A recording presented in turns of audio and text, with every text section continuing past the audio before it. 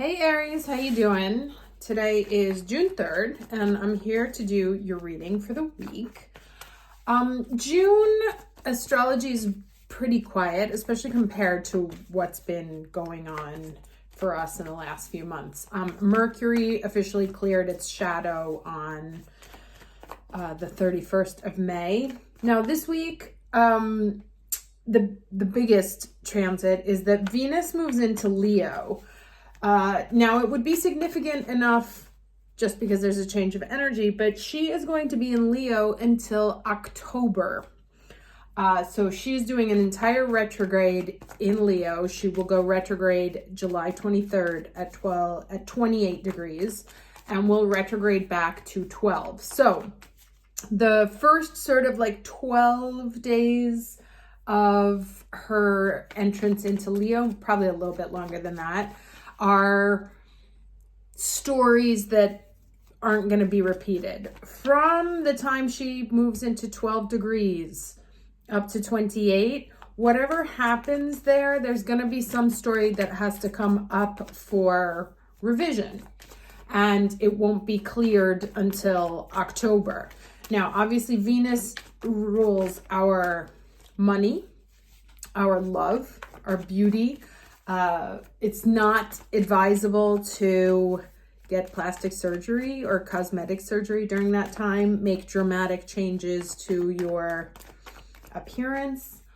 But it is a time to reevaluate what you're worth. Now, Mars and Venus have been doing a little bit of a dance, or rather, Venus has been running to catch up to Mars. And now she will get close and then she changes her mind and goes in reverse, right? So you may have somebody who's chasing you, and this will play out over the summer, who suddenly changes their mind. You may have money offers or whatever, or, you know, wherever your values are up for question, or things that you value, they're going to get an upgrade because Venus is in Leo. That's like queenly energy. So, you know, she doesn't feel like she's being treated like the queen she is, and she wants to go back and renegotiate. So that's really what's going to happen. That's going to sort of be the Venus story over the summer here.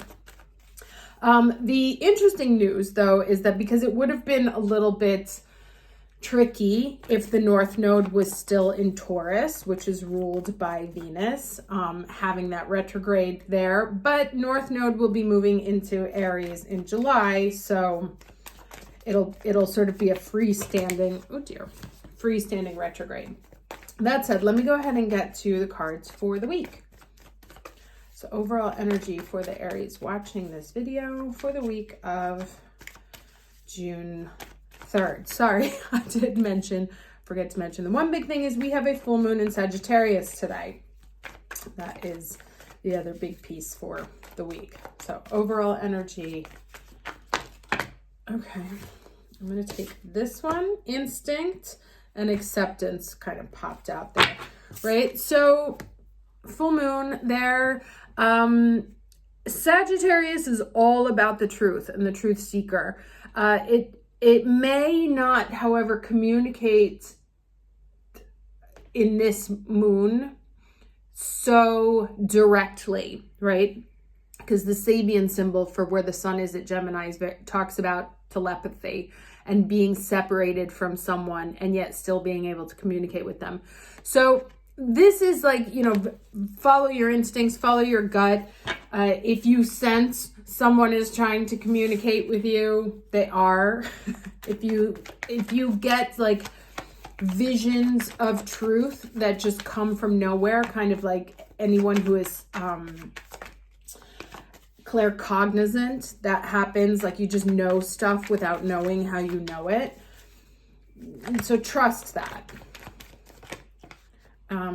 Okay, here's the challenge that came out very slowly and hesitantly. The Two of Pentacles, right? And so this is knowing what the next step to take is, and this is the challenge. So it may not be clear how you're supposed to proceed at this time, and that's where you're going to have to be looking to your own instinct for for guidance, right? Sort of trust that the steps that you're taking are leading you in the right direction, even if you don't necessarily have a confirmation yet. It is also because if I remember the readings that I've been doing recently, there is a sense of caution, right? And that's also what this instinct is. It's not only, you know, where to go, but it's also where not to go. So if you move into an energy that's like, something feels off here, trust that.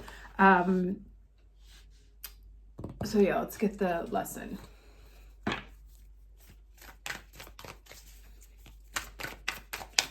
Lesson for the week for the Aries watching this video, week of June 3rd, 2022. You know, and it's okay. Like I said, that Two of Pentacles kind of came out really hesitantly. That's okay. You know, you may be feeling, I know this weekend I was like manic in terms of how I was getting stuff done. They always fall, don't they? And I literally booked almost 2 years worth of travel. Okay, so interesting. So the first quarter moon in Scorpio is the overall lesson, which is to release your blocks. Now let's see what else this says here.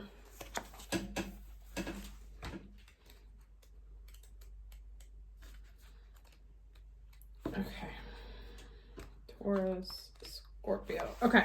So it says when it comes to pushing through your fears and any other negative feelings, you're going to have to dig deeper. The only thing we have to fear is fear itself, because fear blocks us. Make time to clear any toxic feelings around you. Don't let pride stop you from showing how dearly you want something. It's okay to be vulnerable if you know the people you're dealing with are trustworthy, right? And that's kind of what these two things are saying, that like if you're getting good vibes, then lean into them. If you're getting bad vibes, then listen to that. Think about others as much as yourself. So there's light and shade in your situation, and you need to embrace it. You may have found out something, you know, about someone or something that you're wanting to partner with that isn't ideal and maybe throws off your balance, or you know, it gives you certainly a reason to reflect, right? To not jump into it.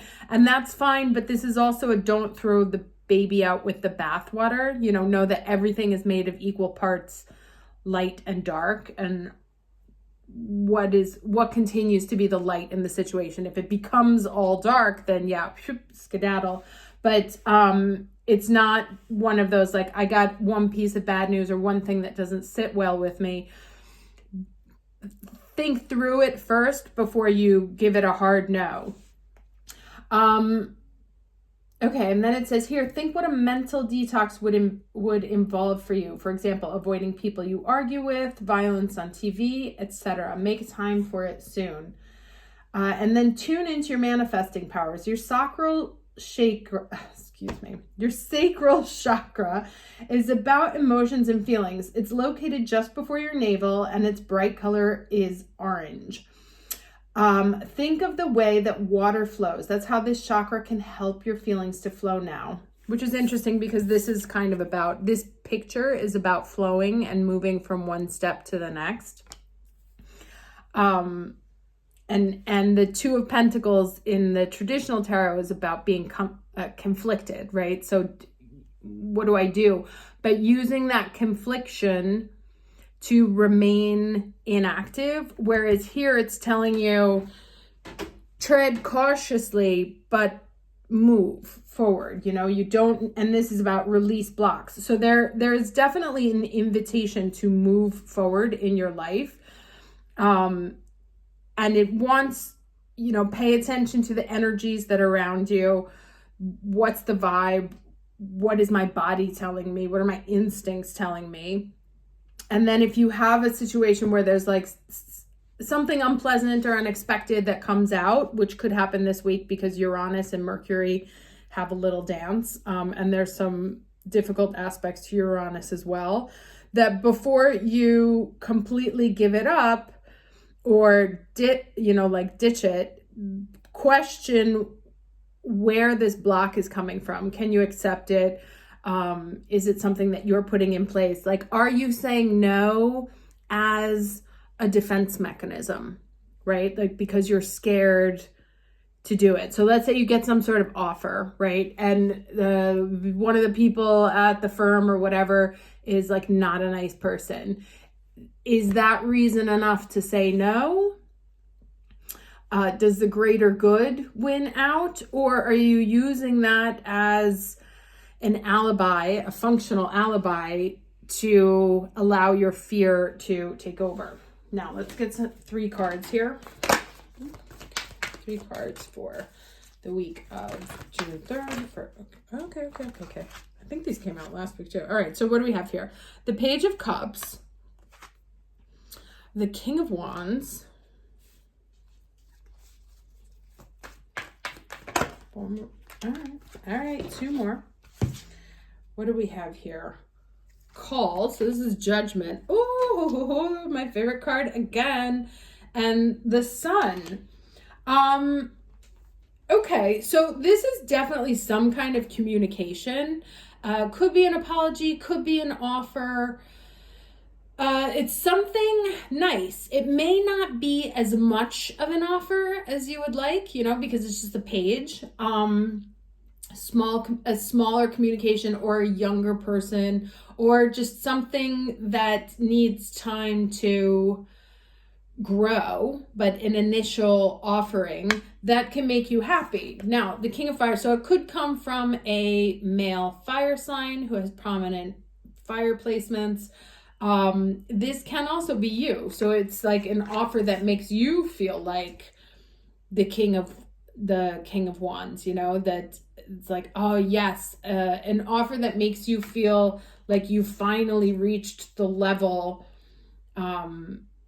that you should be at, or something that really speaks to your heart, that lights you up. Then we have the Judgment card, right? And the Judgment card is about reawakening something that died. It's also about hearing the call. And this is interesting because this imagery figures very heavily into the astrology of today's full moon, and the messages that are coming in at this full moon, and being able to hear the truth in the message, right? And so that I think that's interesting that there's this instinct here, is that because there may be some sort of aspect of some kind of communication that doesn't align with your ideals, that you might be able, that you could potentially use to say, and now forget it, but I think it's asking you to take a second look, like just tread carefully, right? Be cautious and considerate in your moves, but at the same time, don't be able to identify the difference between fear and like legitimate fear and procrastinatory fear, and to kind of dig into, like, if something makes you go on the defensive this week, dig into why and what. Like, is this a legitimate concern, or am I raising this concern so that I don't have to go through something that might scare me? Because at the end of the day, whatever this call is, right, we have 2 very strong communication cards here, and one of the Sabians in the full moon here is about a bugle blower, so literally echoing what's going on.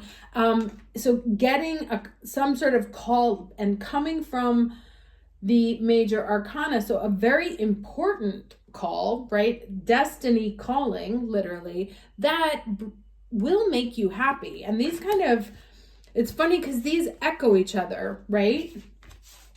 You have this call, and then the Sun card, and then you have the Page of Cups, and then the King of Wands. So it's definitely some kind of communication that will make you happy. It seems to me it may also make you terrified at the same time, to be like, oh no, I can't. Or like to find, in Italian they say the hair in the egg, which because they use, fresh chickens, that you wouldn't eat it because there's like a feather still in it.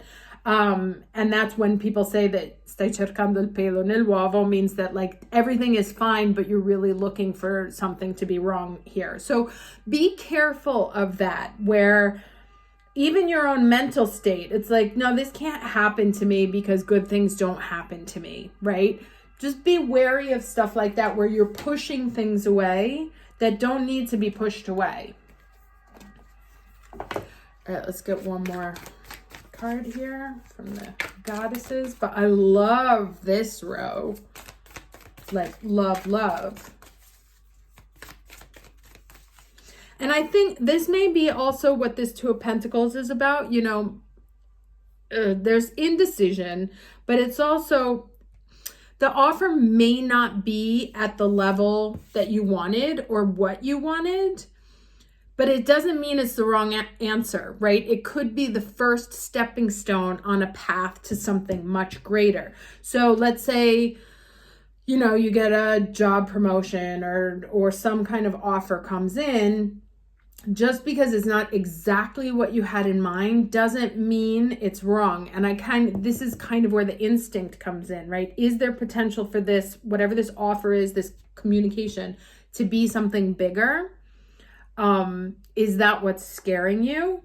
And the feeling that it could be less than, remember I was talking earlier about the Venus in Leo, we're going to go through a process where the less than gets renegotiated. So like if you get an offer this week, I wouldn't say no off the bat, right?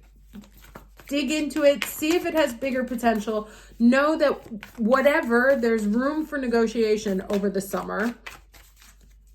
And it could be like if you're trying to get into a new area or if you're trying to move somewhere new, it could be the first step towards that. Boy, that one flew out here.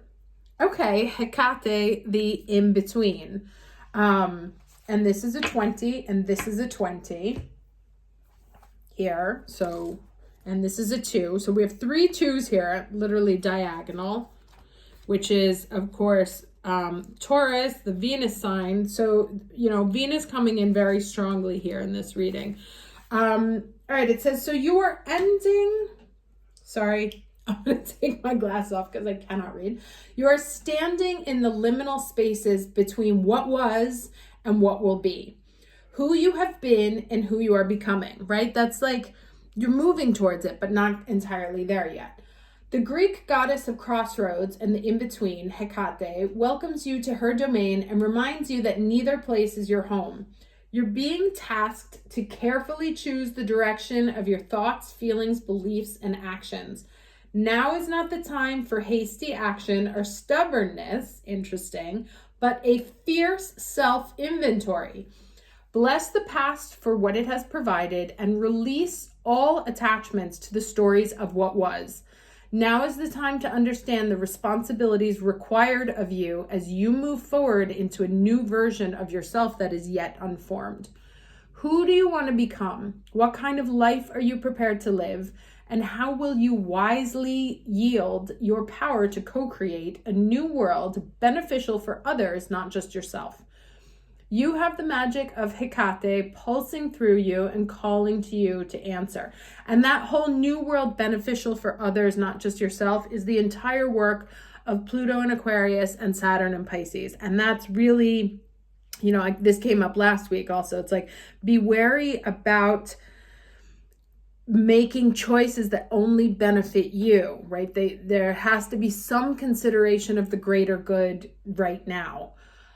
So you have the magic of Hecate pulsing through you and calling to you to answer. Say yes and step into the unknown to discover what is not yet manifest. As soon as you do, the goddess Hecate will bring her eternal torch to light your way. Lovely. So yeah, definitely some kind of offer. Like I said, it may not be like what you hoped for, what you think you deserve, but it could be a step in the right direction towards the ultimate manifestation of a future you. So don't throw out things just because they're not perfect right now. Think about how they could develop in the future. Think about how you could turn that position into something that benefits not only you, but also other people. And this can do with job, study, relationships, how you spend your free time, etc. You know, it's going to be different for each one of you, and this may not resonate for everybody. But do be careful of where you are getting in your own way, and when you have reactions, where are they coming from? Are they coming from a proper instinctive communication? Like, oh yeah, I feel like this is wrong for me, or this is scaring me, so I'm not going to do it, right? Those are two very different things. And the only way to know it is to really dig deep into the reaction. Why am I reacting this way? You know, and to do the self-examination to understand if there's something genuine at the root of it, or if it's the past projecting itself onto the future and stunting how and keeping you stuck and in confusion, you know, like the Two of Pentacles. Like, what do I do? I'm juggling. I don't have the right answer. And right now, as this card said, you know, you don't have the right answer, and it will come as you walk, right? Like, it takes shape as you walk the path. But again, these cards here are so good that even if it doesn't look ideal now, it's on a path to something very powerful. So, okay. Wishing you a great week, and I'll talk to you next Saturday. Take care.